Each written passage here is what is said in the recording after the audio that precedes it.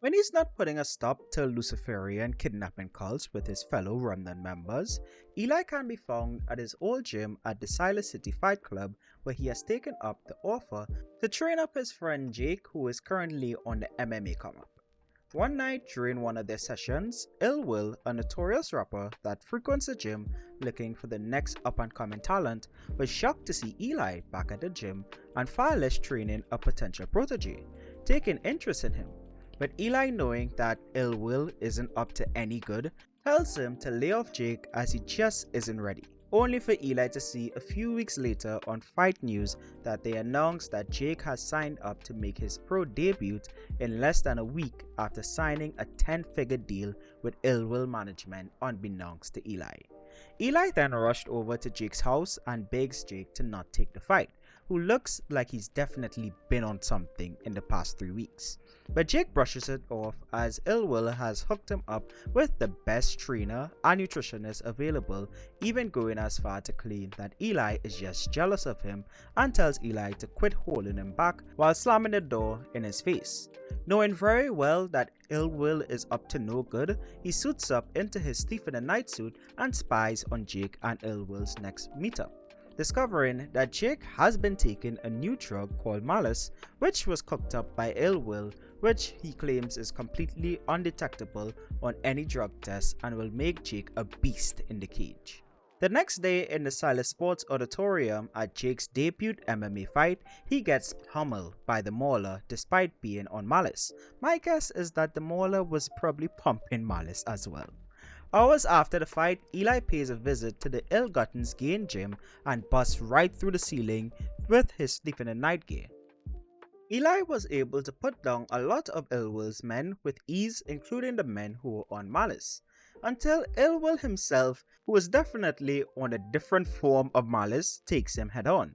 And it was pretty much a struggle for Eli at first, as unlike the goons, Ill Will's skin was pretty much impenetrable against him, with his bow staff shattering when he hit him, leading to Eli having to adapt on the fly and deciding to use his smoke bombs and thermal vision to maneuver around him until he was able to wear him down, going on to call the authorities to get him and clean up the gym. Later that night, Eli went on to check on Jake at the hospital, who confessed that he did screw up. But Eli encourages his friend, reminding him that it's not how we get knocked down, but it's about how we recover, promising that once he's back on his feet and clean of Malice, I hope, they will be doubling his training sessions. And we end this story with a monologue from Eli looking over the city saying, "They call me a thief, but tonight I stole victory from something far worse. The lure of power and fame is as addicting as any drug. Jake messed up, but we'll get him on the right path. There's far greater things in life. I learned that the hard way. Now I dedicate my life to those who can't fight back. The nights in a city like this can be harsh, but now they have a protector. They have the Thief in the Night." So this issue of Thief in the Night issue 1 is split between two stories. The one we just covered, which was called Malice, written by Mark Paulton, and the next one we are about to review is called Techvest, written by Matthew Hassel. For Techvest, it was just another ordinary day in her world of thievery, hitting ATMs and doing a little bit of bribery in the process. But that was until she hit her third ATM and was ambushed by Thief in the Night. Or at least he thought he had the drop on her, as she actually detected he was trailing her for a while now. And the two get into a brawl, but Techvest came out on top as she was just much faster than Eli. Back at the HQ, South Hawk reviews Eli's feed, seeing his run-in with Techvest, while Eli recalibrates his helmet before going back out on patrol again. And Eli was surprised at the fact that Jeline already knew who she was, as it was his first run-in with her. But Jeline explains that prior to recruiting Eli to the Remnant, he recruited Techvest, whose real name is Carla Shelton, giving her the opportunity after he saw her stand up against some men at a bar. But his judgment was misguided, as he mistook her aggressive nature for heroism. Techvest quickly made her way through training with Man of War and excelled so much that she made her way directly onto the team. On the field, she had an uncanny way of getting into the minds of the criminals they faced off against, leading to Jeline feeling very proud, lowering his guard as pride slipped in. It wasn't until Grok brought it to his attention that aside from helping them on the field, Carla was also using the equipment for nefarious purposes. But when they planned to confront her, Techvest had escaped with the gear, leaving behind only a note, making Jolene feel stupid for how badly he was deceived. It took him quite a while to feel like his judgment was sound enough again to even offer anyone an invite to the Remnant, which he did in fact do much better with his second time around with Eli.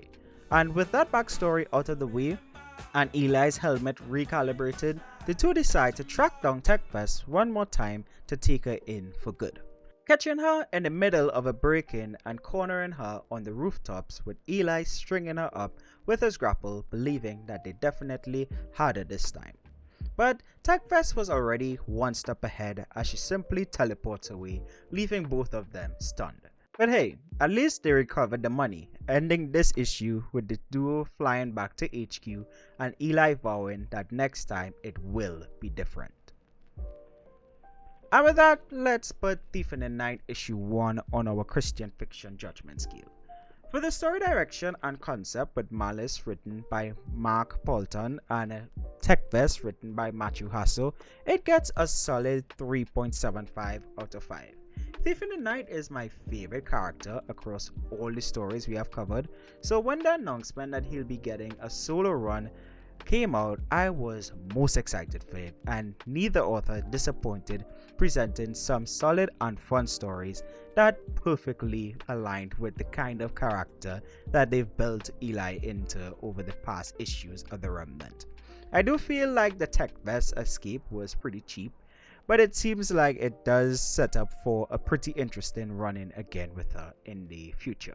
I really like what Mark did in Malice and the way he introduced ill will and the drug Malice, which I hope isn't a one and done thing to this issue. It definitely has the potential to grow into something that could be a thorn in the side for the street level heroes of the Remnant like Dog and the Regulators or even the Last Gen Squad. Kind of like how Bane Venom has been an issue for the many iterations of the Bat family.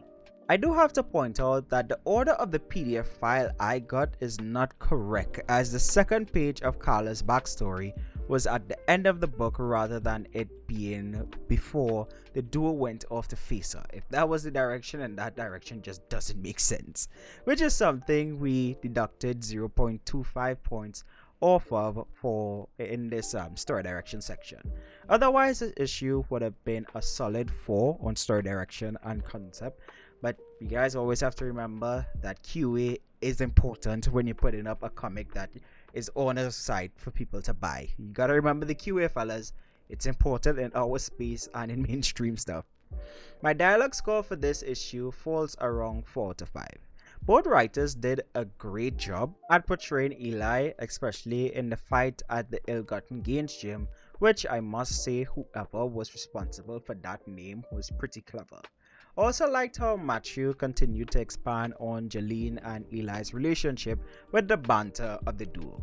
According to my script numbering, this is my 28th review from the Remnant, and I always like these kind of character interactions, especially with how expansive the series roster has become.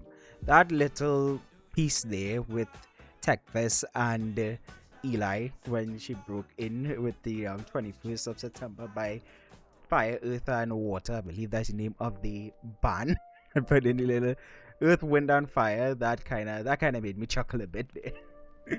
Artwork by Onforio Orlando for Malice with Geraldo Adrio and Fabio de Silva Barandes and Alex Sacha Benbach on lettering. I hope I did. I'm trying to give respect to all artists I cover in all the books, and I'm also trying to get better with everyone's names, especially the worldwide authorship and artists that work on all the books that we cover. So if I got your name wrong, do correct me in the comments below.